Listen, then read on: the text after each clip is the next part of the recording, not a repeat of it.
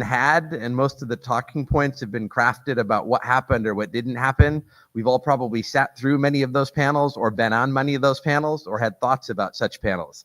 So we're going to try and break some new ground here today. We're going to try and not just revisit what did or didn't happen, but we're going to look at messaging and framework and how do we move forward in a moment that really needs that. Does that sound like a good plan to everybody? Perfect. One of the things I've reflected on a lot as we introduce the panel, my work takes me to lots of different places around the world. In the last year, I think we've been in 22 different countries.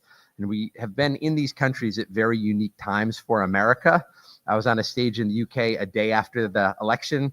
I was facilitating a trade panel in Dublin the night the tariffs were announced. Really interesting time to be an American abroad. And my favorite question is always, explain your country to me, right? That's a big question, But what I've started to really come back to in those discussions is, in the last election, the top two candidates were separated by about 1.5%, right? This narrative of a landslide is just that, it's a narrative. It has no basis in fact. But 90 million Americans didn't vote. If did not vote was a candidate, it would have outperformed either major party candidate. That speaks to a larger issue, right? That speaks to disillusionment, distrust. It speaks to anxiety. It speaks to cynicism. It is very hard in those moments to not fall prey to messages of fear and messages of division. Those work better in those conditions than messages of hope. But we are a people that believe in hope and moving forward. So part of what we want to unpack today is, how do you communicate effectively in those arenas, in these spaces, to try and break some new ground? So we've got the best possible panel for this. I'm very excited. Each panelist is going to introduce themselves, and as they do, they're going to tell you a little bit about who they are and what they do, and sometimes those are different things. And they're going to give you their best piece of communications advice, right? We all have that one go-to piece of advice that hopefully we use for ourselves and others. For me, it's take everything that you want to communicate and put it into a framework of what, so what, now what. What are we talking about? Why does that matter? And specifically, what do you want our audiences or our voters to do with that information? So whether you're crafting a speech or a tweet or an X or whatever we're supposed to call it now, what are we talking about? Why does that matter? And what do you want the call to action to be? So as we go through our panel here, we're going to ask them to introduce themselves and then tell us their kind of go-to piece of advice, and we'll jump into some questions. We've got about an hour, and before we wrap, we're going to leave plenty of time for audience questions. So if you have anything you'd like to throw up this direction, go for it. We're going to start with Anthony, and then Shaniqua, and then Cameron. Anthony? Hello. Hi, everyone. Good afternoon. My name is Anthony Davis Jr. I am the founder and CEO of the Davis System, LLC. We are a small social impact firm based up in Boston, Massachusetts. Anybody from New England in the room? Ooh, okay, good showing. Well, really proud to be here and excited to be here for this conversation. And my tip that I like to leave folks with when it comes to communications is really meeting people where they are. Not only in terms of an information level, but also physically where people are. As of January of this year, almost 73% of Americans use social media. So 3 out of 4 Americans use social media. And so right now, as a candidate or as an elected official, you not having a digital strategy, not only a digital presence, but a strategy, is a failure in your communication strategy overall. And so I really want to stress the importance of meeting people where they are, both in terms of their information level, but also physically where they are. Hi, everyone. My name is Shaniqua McClendon. I am the I'm the vice president of political strategy at Crooked Media, which is progressive media. Okay, y'all know what that is. And I've been there. Next month, it'll be 7 years that I've been there. But the advice I'll offer is kind of through the lens of the work that we do there. We get lots of pitches and inquiries about elected officials being on Pod Save America and all of our shows, honestly. But a lot of them do not make it on because we have found that a lot of politicians, especially at the federal level, so less of the people like in this room, they don't know how to just be a normal person. Speak, use normal words. I think they often come to podcasts, which are long form interviews, expecting to just go through their talking points and kind of the sound bites that they use on MSNBC or CNN. And that's just not going to work. There will always be time for a follow-up question. There will always be room to press you more. And our audience just responds to people being normal people. And so that is a piece of advice we give, or I would give to everyone. And, be yourself. If if you speak in a certain way when you are talking to your friends and family, like be authentic and be yourself. But using the kinds of jargon that, you might use when you're creating policy with your colleagues or something is not what's going to resonate with the people you're trying to get to kind of come into the fold and support you. I love that.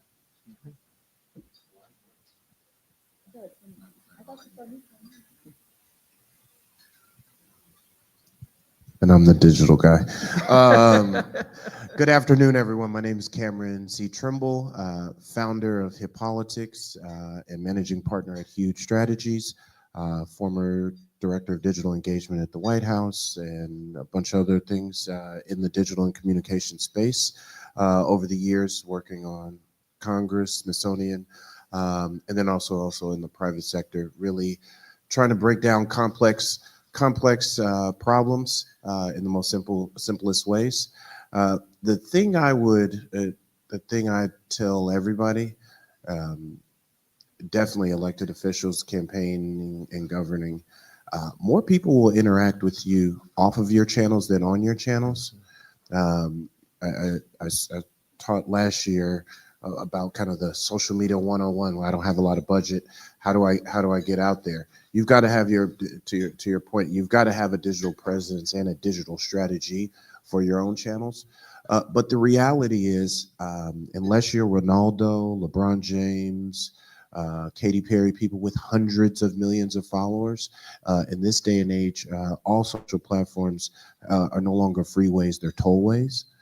So if you're not literally paying to play, or you're not coming up with a complex strategy to get things for people to see you on your digital channels, actually where people will most likely interact with you is on their digital channel. So your local and large media, your local and large pods, your local and large digital pages, or something I say even right now, I'm going to post it, but I guarantee more people will interact with it on the People for American Ways channel, or if one of your channels, if we aggregate those views. So consistently remember, as you are putting your message out there, jumping on other people's platforms, making sure you're sharing and collaborating and making a presence there, because that is actually where people will see you. Great advice out of the gate there. I want to start a little bit on this idea of fear versus hope and disinformation, right? So misinformation or disinformation thrives in silence. And we're often in an environment, especially now, where folks are trying to find their footing. So silence seems to be affirmation, but we've got to figure out what we're filling that space with. Fear, we find, is often a shortcut, right? It doesn't need facts, it just needs a headline. The headline can carry the day and the facts will come later. I find that we often try and combat that by speaking louder, or with more facts, or with more statistics, or with more pie charts, or with more dissertations. And we've lost the battle before we've even started it, because all fear needed was a headline. So what I'd like to ask this distinguished panel, in an environment where we're trying to combat fear with truth, but we want that truth to stay hopeful and forward moving, what are the strategies around that we should really embrace to make sure we're not preemptively giving up the battleground? Any thoughts on that, Shaniqua? Yeah, okay. I felt like you were looking at me to start. So I spent a lot of time thinking about this, because my father is, he'll be 57 next month. And he sends me stuff all the time that I only get it because I'm his daughter. And if and I work in politics, but if I didn't, I think he'd just see the stuff that gets sent to him on Facebook or WhatsApp, and he'd just believe it was true, but he'll send it to me and kind of ask me, is this true or not? And so I spend a lot of time thinking, like, do I need to post on Facebook more so my stuff gets in front of him? And whenever I do news hits, now he's watching MSNBC more, but before that, he was using some of the language from the right, but now he's like watching it more, and so he's absorbing that. And to answer the question, I think we have to anticipate some of what is going to get in front of people. Yeah. We won't be able to predict that, like, this is the specific piece of misinformation that will get in front of them. But if we start getting our messages in front of them long before the mis and disinformation campaigns start, we can get our ideals and values in front of them. And so then when they're hit with that mis and disinformation, they're going to question a little bit more and say, well, this doesn't align with, like, the values and ideals that have been instilled in me because of the other messaging that I've been getting. So let me, kick the tires on this a little bit. But it also just starts to, I hate to talk about it this way because it just sounds so like kind of like marketing and advertising and dark arts, but like if we can embed our messages and belief system in folks first, then the misinformation has a lot harder time getting through. And so we just have to be comfortable with that because we know we're fighting a good fight and we're not trying to lead people down a dark path. Absolutely. I would say, kind of piggybacking off that a little bit, but we are not even remotely fighting back. Like, we have not flooded the zone. Yeah. When I say we're not flooding the zone of information, we're not filling that space where we'll get on these panels and like, yeah, we need to do more. We need to say more. I would challenge everybody here, if you just looked at even your own social feeds, how often have you posted? How often have you posted something to combat some misinformation or disinformation? Because what you're up against is actually people doing it in mass, people being paid to do that. Plus, you're up against a lot of digital armies that are now of bots and opportunities where with AI, I can now be 1,000 people in a few hours. So I think that one of the huge things in terms of even to start combating fear, to start combating headlines, like there's something to be learned there. We should be fighting back with other headlines, but we actually just, I wish I had the slide in here, but when you start to break down just what the podcast ecosphere, there is a disproportionate amount of right to right leaning, or even if they're non-political, that would kind of, I would say, fall more in that conservative realm.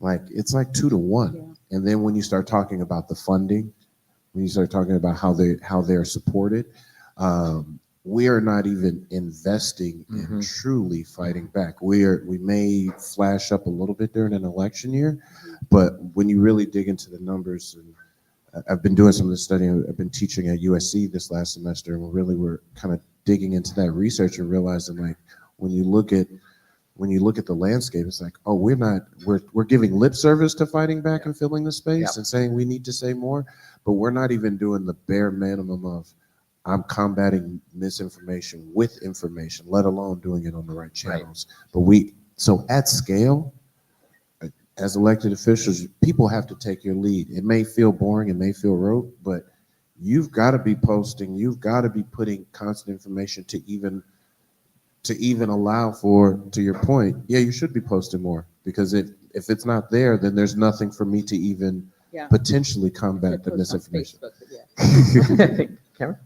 And I would just add that we need to be more proactive in thinking about communities that would be susceptible to disinformation and misinformation. I think to the point that Shanika brought up, and I identify a lot with that. My father is a 65-year-old Black man who I think deals with a lot of the same challenges, and also has a I would say a lot more middle of the ground road kind of view of the world than I do. And so he's one of those communities, immigrant communities, young people. And so think about your district, think about the folks who aren't turning up to the community meetings, who aren't involved in the policy conversations, and who are susceptible to this disinformation. And how about we engage them more in the development process of our messaging? I think one of the things that can help us kind of combat the misinformation is if we bring in some of these trusted messengers from some of these communities who are susceptible to this misinformation. And so as the misinformation comes out, these folks are already equipped with talking points, with toolkits, with the messaging that we want them to have to combat some of the misinformation that's going into their communities. Absolutely. Can I offer one more thing? Please. Just really quickly. Me and a friend would get in arguments all the time about the Breakfast Club because I just have a lot of feelings about, like, Charlemagne. And she finally got through to me because she said, count how many times Candace Owens has been on, all these conservatives have been on. If we're seeding that entire platform that's reaching all of these people who are, probably more apolitical than us, then, like, we're missing a huge opportunity. So something else I would add, and I know it, I'm not saying like be in community with white supremacists, but a lot of those people are just talking to people who are getting through to them. And so we have to get through to those trusted messengers so that they are also delivering the things that are helpful to us. Absolutely. And one of the things we found is it's not just getting the facts out, it's understanding that our news cycle happens so quickly. And I know that sounds like, of course we know that, but if you see how short the news cycle has gotten in the last few months, I'll give you an example. We have a lot of media clients. So the National Cherry Blossom Festival is one of our clients here in DC, very proudly.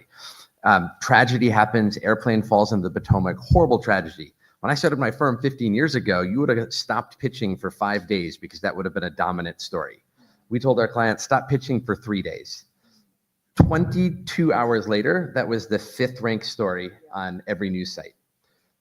If you stop pitching for 3 days, you lose the news cycle. And that had nothing to do with politics in that moment, but we can't correct the record 3 days later. We have to correct the record 3 hours later, or else that cycle has already moved on, and fact is taken as fact, even if it's false. It's frozen into time, right? And the correction never gets as much airtime as the fact pattern. One of the things we talked about a little bit as we were prepping for this is the essential nature of simplified messaging that's not dumbed down messaging, but is simplified messaging, and how we compete in that environment. So I believe, as someone who studies this often, that the very short 15-second radio ad that said, Kamala is for they, them, Donald Trump is for you, will go down in history as one of the most effective political ads ever.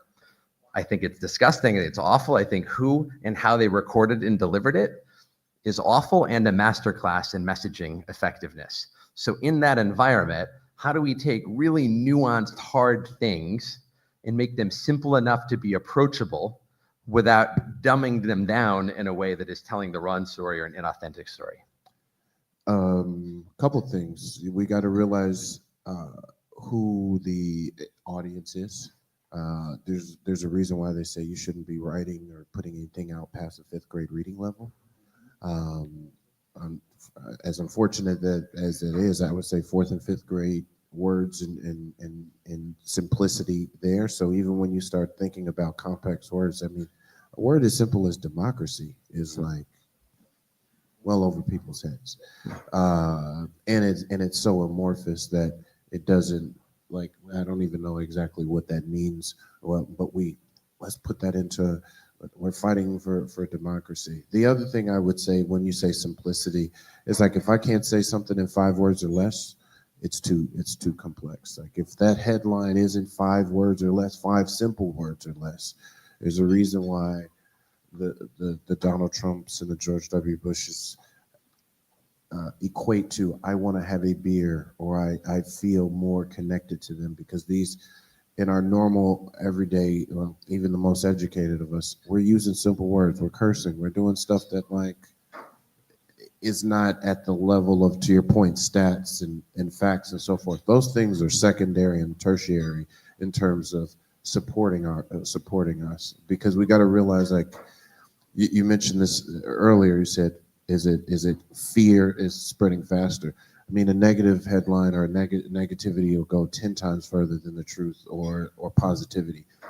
Going back to my earlier point of us needing to flood the system, we've actually need to do 10x more, right, just to do what a negative headline has to do once. So I'm all about it. If it's not 5 words or less, it can't be simply put into it. If I've got to go to the second line of when I'm posting a TikTok video or YouTube, if I've got to go to 2 lines on a headline, it's already too long. Put all that after the fold, after the main picture. But that simplicity, those images, we are now, I would say, and then cede the mic, but we also, the simplicity of images and understanding. There's a reason why people can get paid just to make YouTube thumbnails. There's a reason why people, like, we're not just reacting to words, we're reacting to video and static images. So we're also translating a lot of those, I would say a lot of the message, and the simplicity of message may not even be words, but it just needs to be images that immediately evoke emotion, immediately evoke the message we're trying to get across. Absolutely. Anthony or Shaniqua? Yeah, I piggyback on top of that. I think that a lot of times we tend to appeal to logic. We want to give the best argument for a policy stance, or we want to, in bullet point form, give 10 bullet points about why this policy will make communities better. And realistically, people respond to emotion. People respond to the 5-word headline. They respond to, as we don't like to say it, but make America great again. That evokes some type of emotion out of a certain type of person. It may sound illogical to most of the folks in this room because if we look back at America's history, it was never great. There's a lot of moments of dishonor. However, his base resonates with Make America Great Again because they know what that means for them and their livelihoods and how it makes their individual lives better. And as an individual, they resonate with that much more than a 10-page policy stance. And so we have to figure out how do we bridge that gap of, we have the right message, we have the progressive message, we have the message that's going to push our country forward. However, we get lost in trying to over-explain and provide too much logic and not appealing to the actual emotion of the person. How will this make my life better as an individual? Which is what a lot of people make decisions based on. They make decisions based on how they feel, their values, and how will their individual lives get better. And so in terms of our message, we need to be thinking about how are we answering those 3 things as well. I'd also add that emotions are data points for people. When they are thinking about the decisions that they want to make, they think about their experiences and how they feel when they see or hear something. And thinking about that ad with, Kamala Harris is for they, them, Donald Trump is for you. Donald Trump's goal was to demonize trans people, but I think people who heard that, what they were hearing was, Democrats don't care about me. And that's actually tugging, especially for Black and brown communities, poor communities, that's tugging on something that is a real feeling. And so back to what I was saying before, we have to be doing messaging and communication that is building a deeper belief underneath that, so that when you hear that message, you're like, no, Democrats have actually done a good job in my community doing X, Y, Z. Like, I actually have felt the goodness of their policies. And also when we're thinking about how we communicate, we should think about that those data points as real data points for how people are making decisions about their lives. One thing I wanted to add there about what you thinking about this in real time. I think also we often talk in press release form. Yeah. We are and this is we've been pushing this for years, and I always say, like, the age of a press release, the only people you're writing that for is not even the whole press, because they don't have time to read most stuff. Everything should be a video. Every announcement you make, you should make a video, because you're translating a lot more with, if I see your face, I see your emotion, you're captioning it. That same press release, even if you just sat there and read it quickly with emotion, is going to reach more people. Think about even your own sharing history, let alone how stuff moves around. I'm either sharing pictures what are memes? They're pictures with quick, I get it, I see the picture, maybe a headline, but more than likely I'm seeing video, so I'm watching, seeing, hearing, and I'm having a few other different points of how I'm actually processing this information and have a larger chance of retaining it.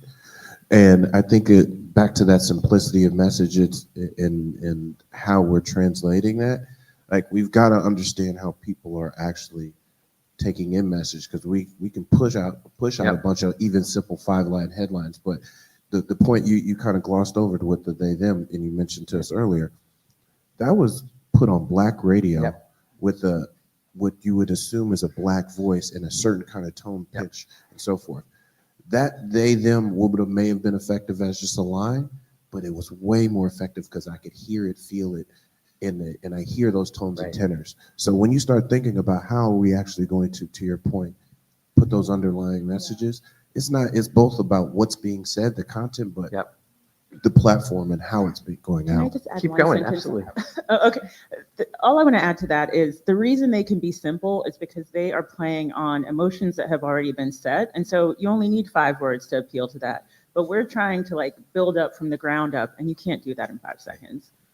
Yeah, I just wanted to add as well, especially for this room, is to make sure that we're localizing the message as well. I know a lot of the folks in this room are elected officials or candidates on the state level or on the local level. And so as we go to make these 5-word headlines, and as we go to appeal to emotion, really think about how you're localizing your message and not allowing the federal kind of landscape and the federal just the narrative on the federal level to seep into your communities, because you all as the elected official will be the best messenger as to how these things are impacting your communities as well. I want to stay on this just for a second because I think it's a really important thread. I very much believe that words still matter, right? And so I think we very quickly pivot from, it doesn't matter what words people use. We don't want to make them feel bad about using them, which is different than, no, words still matter, but we have to educate and help people progress in a way that doesn't shame them in the process, right? So DE&I has become a buzzword.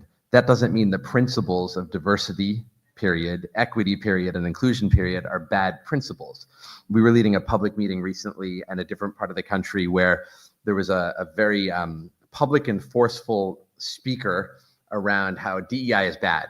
And when you stopped and said, give me the definition of each of those words and tell me which one you don't agree with, it's harder to be against a word and an idea than it is a concept and a buzzword that you have been told is bad. So I think sometimes our role in this is to actually just stop and say, describe to me what you mean by that and tell me which part of it you don't agree with. So in this environment where words still matter, but we have to create a bigger tent and bring people along, how do you strike that balance? One, we got to find our own words and find them quick.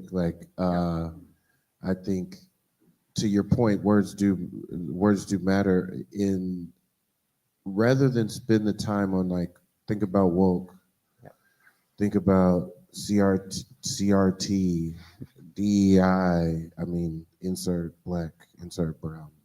We know what it's doing. And sometimes you just lose the word, you lose the battle on whether hey, can we get back DEI as a word and a concept? No, but what we do need to start doing is we can also play the offensive game of when you start, whether it's calling names or calling these things out. I think a lot of strategy should, and smart minds should be, how do we better brand the negativity? I think this is not data back, so this is more thought, but even us saying white supremacy and we got fighting against white supremacy. First of all, I'm obviously not a white guy, but you're only appealing to certain white people. You're only appealing to so many people. But I feel like that's one of our comebacks to we're going against white supremacists. We got to find another way to say that, because you still also want white people. You still also want the same people who, hey, I don't know about white supremacists, but I do like that I'm proud to be a white person. And some people may feel shame, some people may not. So when we start thinking about even some of the words that do matter, and what we think is working to win over more people, we've got to win over more people. To your point, we've got to win over the 90 million, the people who decided to say nothing. And it's not going to help it's not going to help if our words are there. Maybe put them in a corner, maybe shame them, maybe they have some shameful stuff in their past that they don't want to connect to. So we've got to find our own words to play the same branding game, as opposed to consistently reacting to the words and the brands that have been put on us. Absolutely. Shaniqua? Huh? He said, what's the word? No, that's like I said, that's something that I wish I had the answer of what all our words are, what our different brandings are for. But if you hire us, we'll figure it out for you. I love it. Shaniqua? So in addition to literally using different words that resonate with more people, I think on our side, if I can be a little harsh, or not harsh, if I can be honest, it really depends on who the messengers are.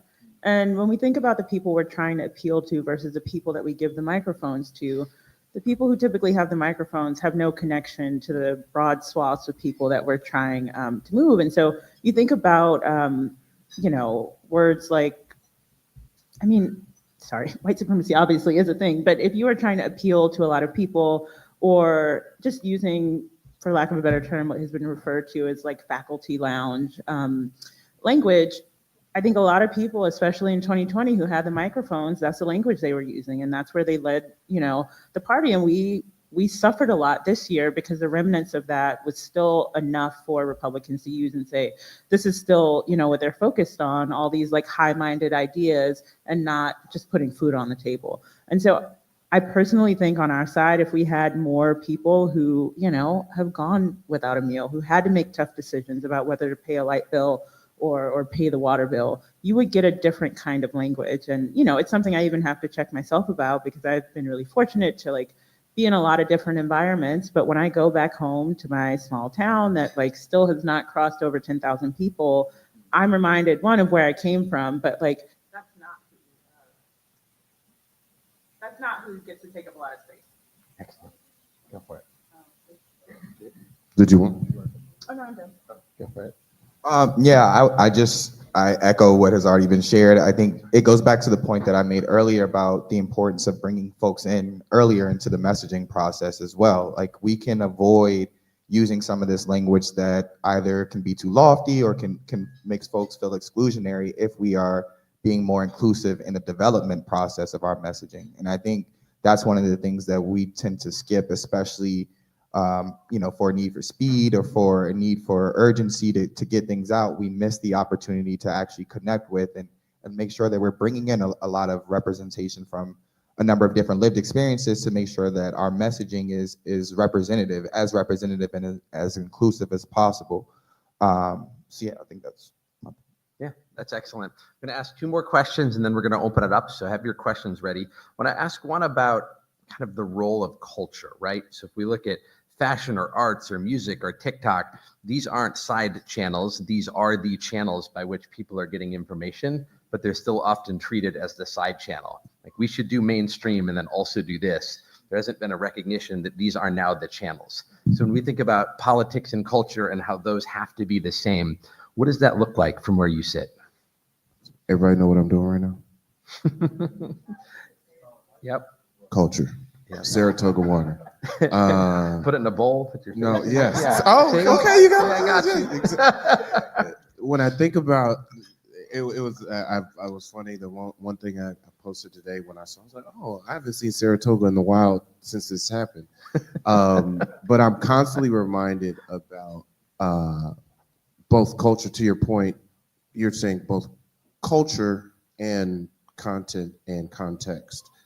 The culture is, I think, what actually is underneath. Like the culture is like what is inside of me, what we feel. It's almost that je ne sais quoi. It's like a thing you can't actually write down and like, this is what the culture is right now. These are cultural moments as opposed to the content.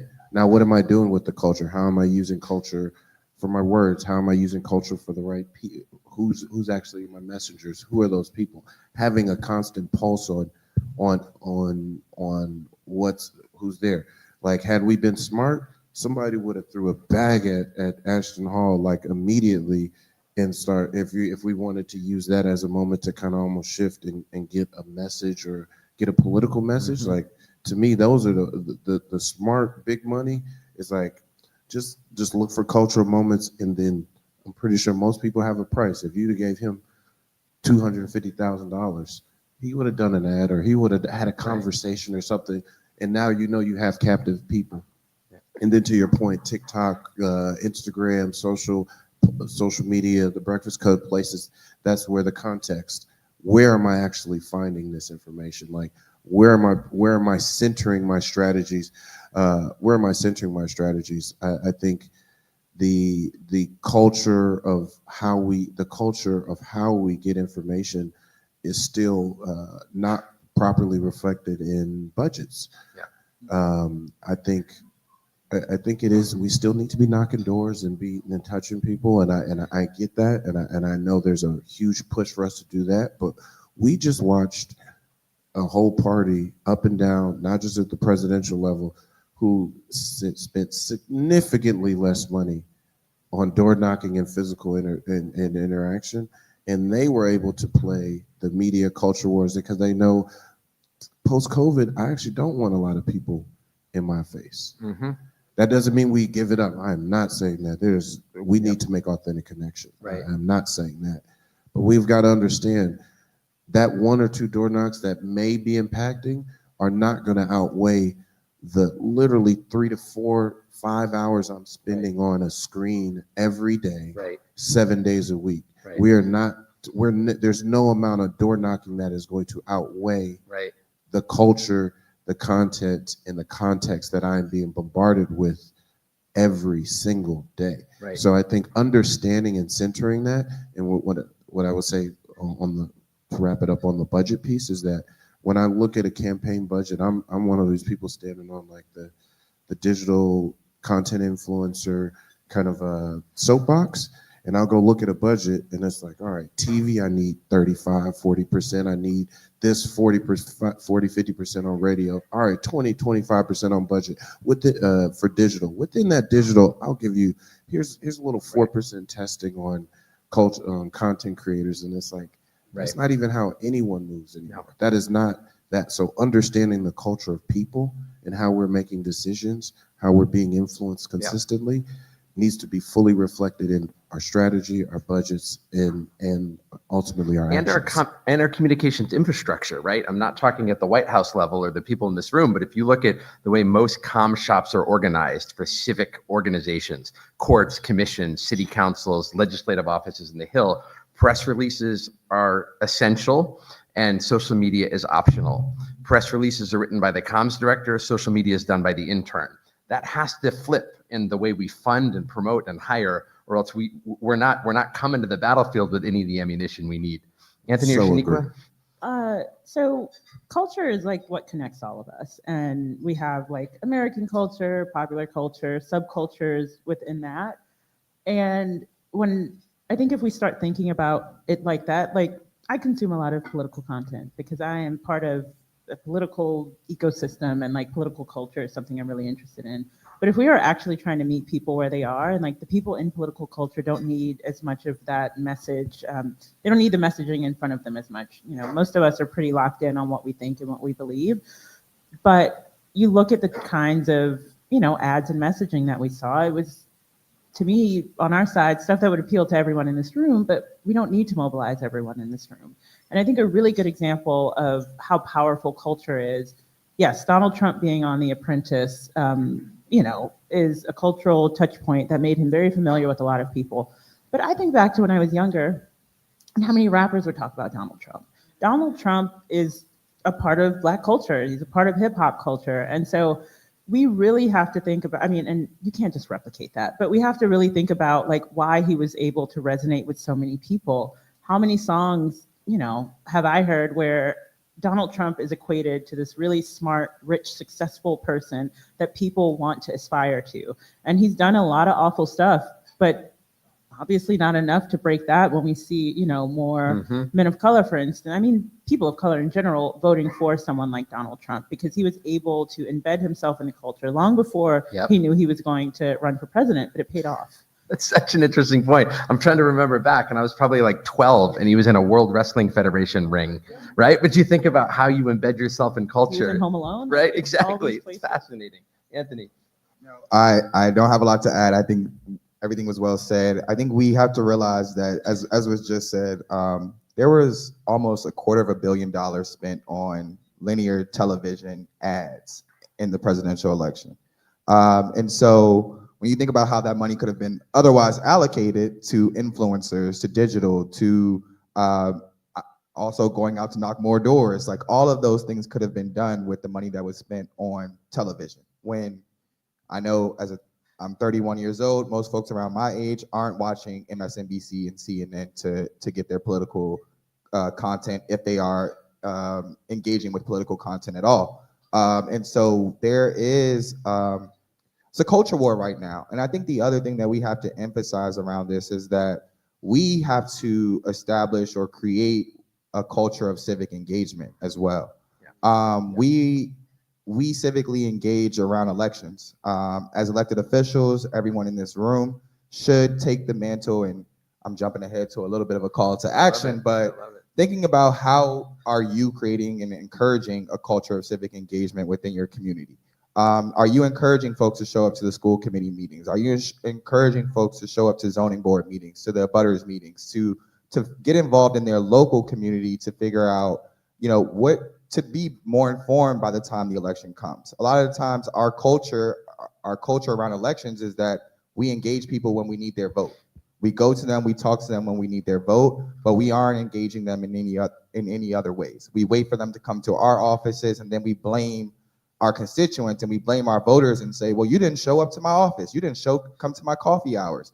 But when you need their vote, you're going to their door. You're going to their community meeting. And so how can we flip also culturally how we are engaging folks and encouraging folks to be more civically engaged? I think that there's a piece of it about going to where people are again, to going to podcasts. I think that was one lesson from the 24 election, as well as just the importance of now these independent outlets as well. And Joe Rogan was a big player in the 24 election, and even Vice President Harris stopped on Shannon Sharp's podcast. And so you think about the importance, and it was late, it was 2 months out, but you think about the importance of these kind of independent podcasts and how we saw that shift in the 24 election. And so I think it's both meeting people where they are and creating this culture of civic engagement, but then also, going to those independent outlets, switching our strategy from being more linear in terms of television and traditional and being more innovative. Absolutely.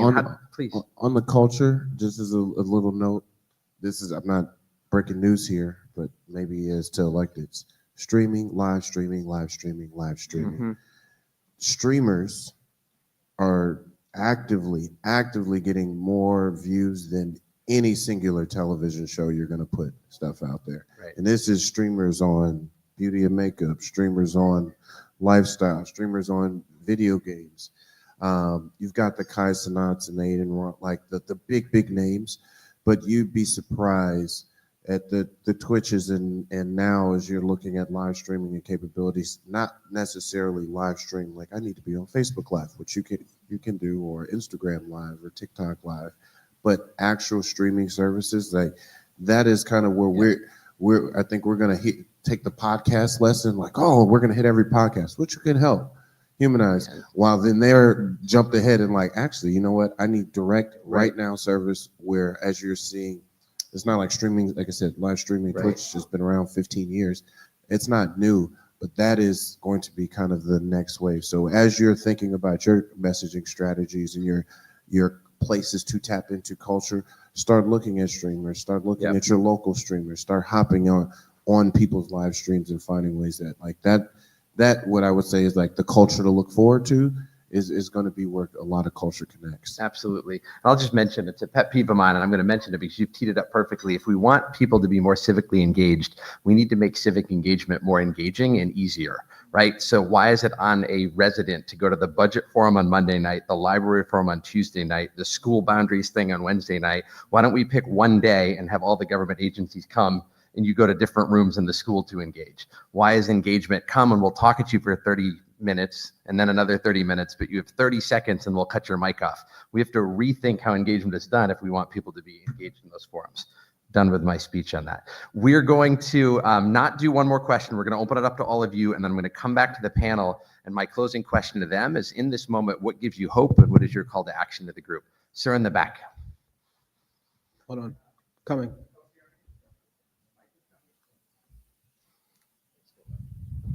Hey, thank you. Dominic Frangillo, former council member, Caroline, New York, and co-founder of Elected Officials to Protect America. Question on just the overwhelming, right? You're talking about the overwhelming messaging. And this is not in a vacuum. This is a 5-decade investment from the right in building out a sweeping, comprehensive political infrastructure, including focusing on messaging platforms, communication channels, and it's all centered on voter activation. If you listen to Fox News Radio, they're like, are you mad yet at this news story? Well, time to vote in 153 days. So they're constantly, it's a giant voter activation network, and in addition to a disinformation and propaganda network. And to your point about Trump embedding himself in the culture, he walks into this, but it's not an accident. And there are larger geopolitical forces here. 37 years ago, he went to Russia, bankrupt, in debt, came out with debt-free. And what's the first thing that he did when he came back? Took out full-page ads bashing NATO. So there has been a 4-decade cultivation and relationship between Russia and Donald Trump. So my question would be, in that context, given that Putin is polling at 3% in the United States, how can we do a better job as progressives in communicating that link that is quite obvious from Trump being Putin's puppet? I would argue that it's not that important to people. I mean, this is not the Cold War anymore. Like Putin, a lot of things we should have learned from this last cycle is like democracy. Half the country don't even feel like we ever had democracy, or what does that even mean? As a black man, I don't know, has it ever really been democracy really ever worked for us? So when you start the Putin connection and the Putin puppet, it's like that worked in a time before when nuclear war was like real. Like people who like there are still some people alive from when Hiroshima and Pearl Harbor. They are very old, and they're a much smaller percentage of the population. And that I mean, we're not remembering stuff that happened 10 years ago or 5 years ago, let alone that. So I think the emotional connection of Russia as the big boogeyman is like, I think, misguided focus. It's not saying we don't make that connection. It's not saying that we do that, but to spend the disproportionate amount of time that we've tried to, like, we really try to litigate that in 2 elections. And I don't know where I don't know currently where that stuff polls, but I think the quote unquote boogeyman to a lot of people, unfortunately, is illegal immigration, Latinos, which is, we need to uncouple that and like get that out of people's minds. But if you were to poll who people are more scared of, or as they found a way to demonize like Arab and Muslim states and things of those nature. Those to me are what Russians, because the average Russian coming over here doesn't mean they're a bad person, but they're trying to demonize those things there. So when we're trying to make that connection, I feel like we waste a lot of energy going after trying to tie him to things that people have said in 3 elections now are not as important to them. Other thoughts? I think it's also important to, when we want to make those connections, to think about, okay, what have people responded to? We've heard a lot that, particularly young men have responded to Trump being this like strong man who doesn't take, crap from anybody. And so when I think about Vladimir Putin and Trump essentially seemingly to do whatever he wants, I think we talk less about Putin and how Trump is not the brave, courageous person that we think he is. Like, he's really a punk. He's like doing whatever, Vladimir Putin wants him to do, and really start to attack the thing that lifted him up. Again, when I think about the they them ad, they know that a lot of people in this country feel like the government is focused on everyone except them. And so that's what they played into. And so if Trump is walking around like the big man on campus, like, let's start to hit that, because you can start to change people's perspective that that's even true. But I think Cameron's right. I don't think the name Vladimir Putin, everyone's like, oh, well, they said he did something to the election. I don't know. Like, I need to pay my bills. Anthony, anything you want to add to that? The one thing I'll mention too, and I think it's a good question, we can't be afraid to have really well-defined responses that are going to work for a variety of audiences. So should we defend and invest in Ukraine? You can make the moral argument until you're blue in the face. And if someone's not responding to a moral argument, you then have to have a fact-based argument of, do you support a really strong military with the best weapons? Great. Most of what we ship to Ukraine are our old weapons. We've then refilled our stockpiles with new weapons made by US-based manufacturers. Do you support a really strong military? Great. That war has taken out most of the Russian army. We can compete on points in a lot of different places, but sometimes we're scared to compete on points, because if someone doesn't get persuaded by the moral argument, they're automatically a bad person. We don't then meet them where they are and compete on the facts, where the facts often also work and are true. So I wouldn't cede the ground. I just wouldn't focus on it overwhelmingly. In the back. Hi there. Thank you all for your pearls of wisdom. Several things that I think serve all of us very well. I'm Liz Bennett. I'm Liz Bennett. I'm an Iowa State Senator. I served 4 terms in the Iowa House, and now I serve in the Senate. And so again, I really appreciate the pearls of wisdom that you've shared. One of the things that I've seen over the past 9 years since Trump won, Trump number one, is a lot of talk about, well, we need to do this, we should do this, over and over and over again. And I'm hearing a lot of that again today.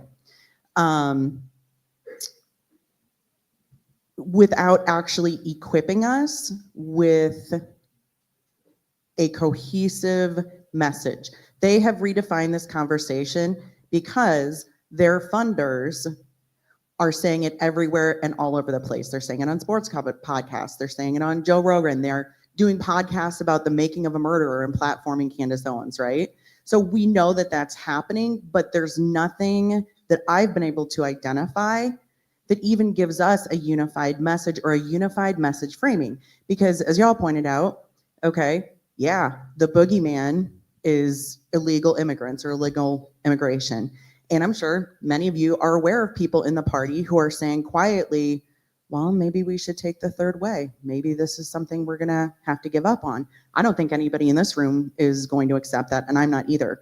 So for 9 years, I feel like myself and some other people have been waiting for people with actual resources to get together, the social psychologists, to get the sociologists, et cetera, and get us a unified message.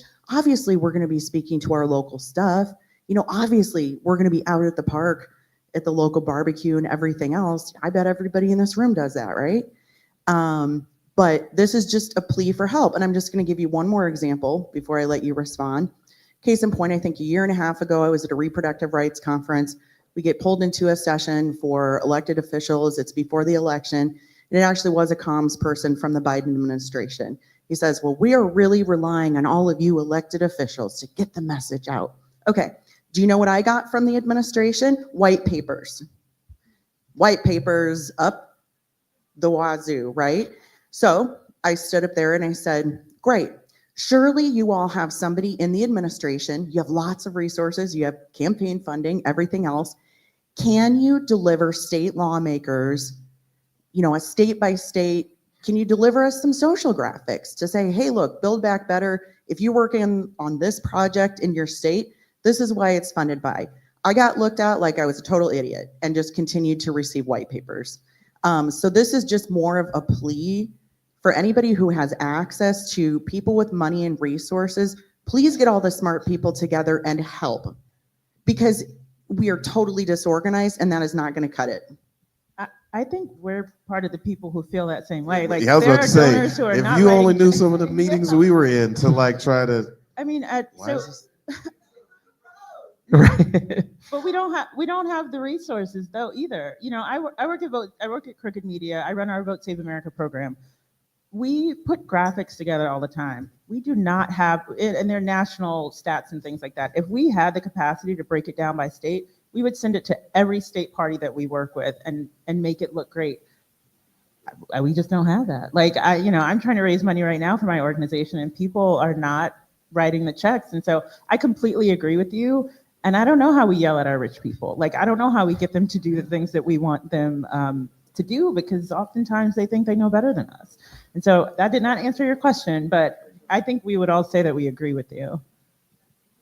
Yeah, I think the unified message thing is, it's like, I don't know if we'll have a unified message until you have a candidate and a slogan.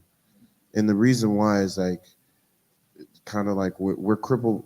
I don't want to say crippled. We should be empowered, but in this day of less education, negativity, how we're being marketed to, we're kind of crippled by the truth and crippled by the facts. We're a big tent party that is like the Democrats and progressives. We are a big tent party that wants to accept everyone, as opposed to we're going up against a party who's theologically, I'm sorry, not theologically, that's not the word, but their ideology is around exclusivity, not inclusivity. But I would say this, it's finding a message, I hate to say this and put it back on you, but finding a message for you that you can simplify, that connects to people, because that's what I would say the party, they find a good messenger, they find a person oh, this is working there, and they latch on to that. But I don't know until we have a national candidate that we will have a new slogan or a new messaging that's one single thing. That all Democrats will agree with. Yeah, I think it's been well said, but we have to understand that we are up against a much harder challenge than our opposition. Their unifying message has resonated for decades now. It's worked, and it's won for them. And so we have to realize that as we are trying to be more inclusive, as we are trying to build this big tent, that it's going to take a lot more time, honestly. We have to invest in actually developing the message. And I think that that goes to coalition building as well. We need to bring in folks who can do the graphics. We need to bring in folks who have the money. We need to bring in folks who are connected to different communities, who can bring in different lived experiences and different perspectives to add to our message. Our message probably will not be able to be, it needs to be brought down into 5 words, but right now we're at the point where we need to distill it. We need to come up with that 5 words. And so it's going to take a joint kind of coalition of folks and lived experiences to add to and help us develop and define that final message. I hate everything I'm about to say because I don't believe it personally, but as a communicator, I believe it fully. You have one party willing to do anything it takes to win, and another party trying to be everything to everybody and hoping that that's a winning strategy. And we have to think about that. I want to end on a positive note because we're at time. I'd like everyone to give us one thing that gives us hope, one thing that gives us hope in this moment. I'm following the crowd. I'll make With it work. that hat, you can I'll make ask it work. anything you want, my friend. Yeah, I'll make it worth your time. Look, my name is Alfred Shivy Brooks. I have the honor of serving on the Atlanta Public School Board, first active teacher to ever do so. And as an influencer, as someone who, my platforms reach over 250,000 people, but my reach per month averages 7.2 million. Now, I do know paid ads, no boosting. And so I think that the conversation around organic reach, I think is missed. One of our biggest issues is we get people who have been doing comms for decades to now come and do social media, and it is not the same game. Yep. You could put a college educated comms director in the same room as me to make a platform happen, and I guarantee you I'm gonna run circles around them. The facts are this. To your point, we're playing for a team that wants to play by the rules while playing against a team that doesn't. The bigger issue is we spend so much time explaining that we're missing that when you are explaining, you are absolutely losing. All right. Now, what I would encourage us, there's something real that we have to understand. There's a difference between being honest and being transparent.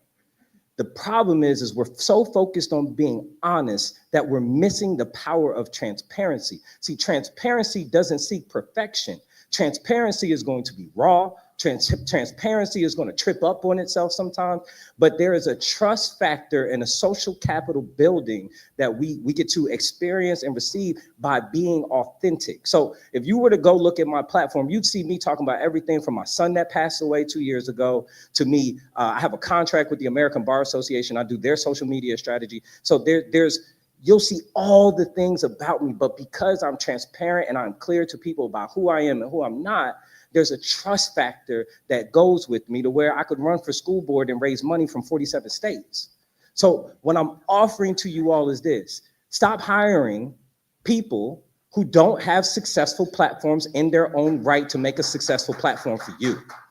If your person who's doing your social media doesn't have a platform of their own, then why do you trust this person to be successful for you? If I go to your comms director's page and they got 500 followers, 1,500 followers, and you expect them to take your organization and mass produce things that people want to share, you're missing it.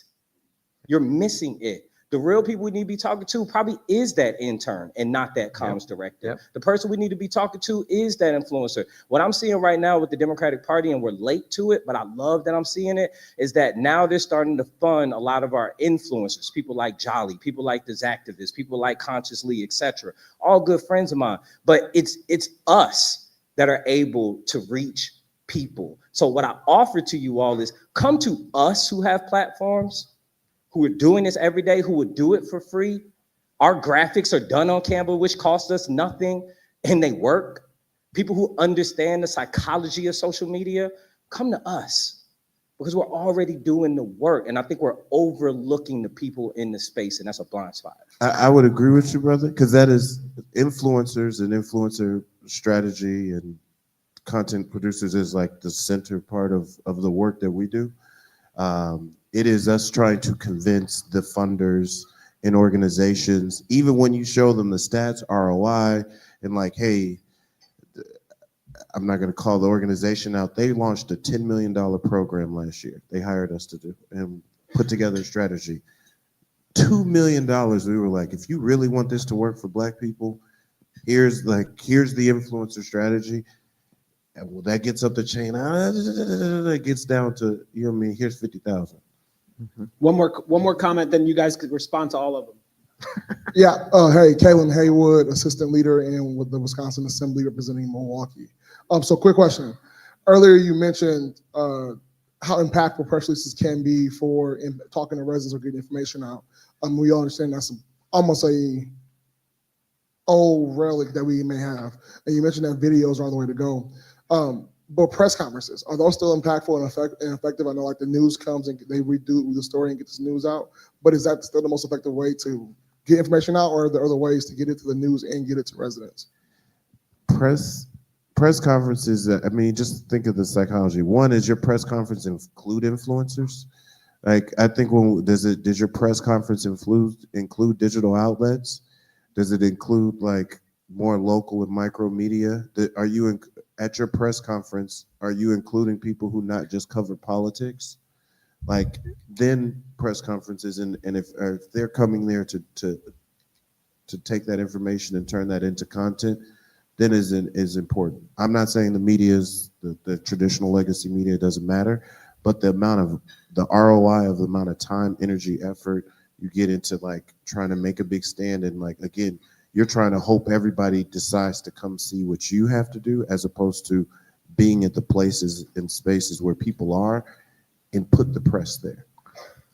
A press conference is content. Like, sure, you want reporters to come, but if it's exciting, I mean, Mayor Scott, like, his press conferences seem cool, and that stuff travels beyond who is in the room. It gets cut up on social media. So I think if you can have fun, exciting press conferences, or if it's a sad thing, people are looking for that. But like, essentially, you have to create something people want to see and engage in, and it will travel. I don't think press conference, journalists come, they write an article by itself is going to get you where you need to go. But anything that is compelling and pulls people in and they want to turn it into something more than just a press conference, I think we'll go far. We are getting every possible type of time cue. So we are out. Give us the 10-second version of what gives you hope. Like, do the Twitter version before the premium, let you type everything with punctuation. Like, very quick, what gives you hope? This room full of young elected officials who are running and serving in office right now. This country has seen really dark times before, and people like you all have risen up to stop it. And so that is what's giving me hope that we can do it again. I'm a man of faith. God is good all the time. Thank you all. Peace.